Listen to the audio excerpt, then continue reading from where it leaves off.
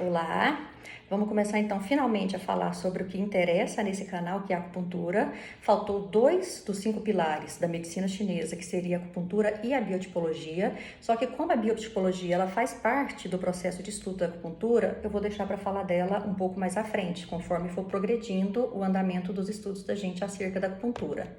A acupuntura, basicamente, ela é uma terapia milenar chinesa que tem mais de 5.000 anos e ela surgiu, a verdadeira história não se sabe, porém tem lendas que contam que um guerreiro estava no meio de uma guerra e ele estava com uma gastrite extremamente atacada, até que um adversário soltou uma flecha, né, nele para atacar e essa flecha atingiu justamente um ponto próximo ao joelho, um ponto lateral e próximo ao joelho, que é considerado um ponto do estômago. E nesse momento, apesar da dor da flechada, ele sentiu um extremo alívio na questão da dor do estômago relacionada à gastrite. E aí começaram-se evidências acerca de que estímulos externos poderiam, dependendo do ponto colocado, trabalhar questões internas, sintomas internos. No primeiro momento utilizaram-se espinhas de peixe, espinhos de árvore, algo que fosse pontiagudo, porém não tão aperfeiçoado como é hoje. A agulha, que é fininha, é praticamente a espessura de um fio de cabelo, então antigamente era extremamente grosseiro, mas que eles já viam que o resultado era extremamente satisfatório também. A medicina chinesa, a acupuntura, no caso, que é o que a gente está dizendo agora, ela utiliza o princípio de 2 energias, é como se fosse uma energia dualística que comandasse o mundo.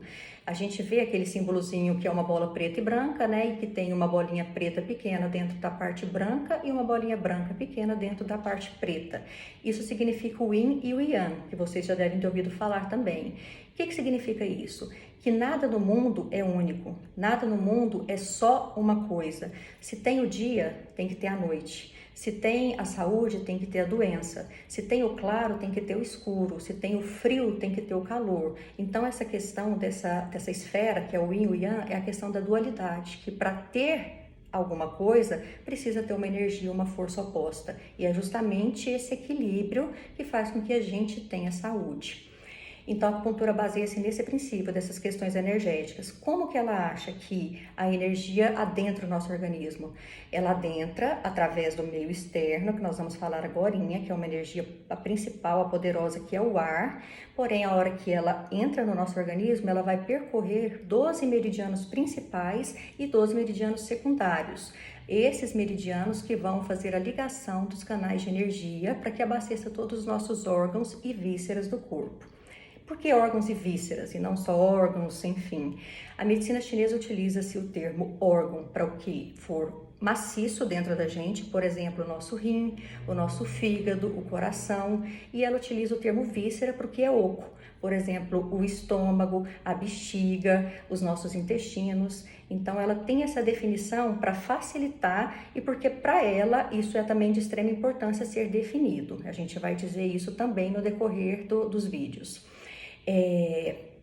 Essa energia que vem de fora, que vem do meio externo, que a gente capta, que é o ar, a gente chama na medicina chinesa como Yang Qi, que é uma energia de movimento. Tudo que é Yang, se vocês começarem a ouvir a palavra Yang, é algo que seja expansivo, que seja movimento, que seja grande, que seja reluzente. Aquela pessoa que é muito expansiva e conversa e gesticula, ela é uma pessoa Yang. Aquela pessoa tímida, que chega caladinha lá, senta e não manifesta muito, é uma pessoa mais de característica Yin. Então, o Yang, que é essa energia que vem de fora, é uma energia que a gente não enxerga, o ar, ele vai adentrar, captado pelos nossos pulmões, e aí vai distribuir todo esse processo pelo nosso organismo. Então, esse é o Yang Qi.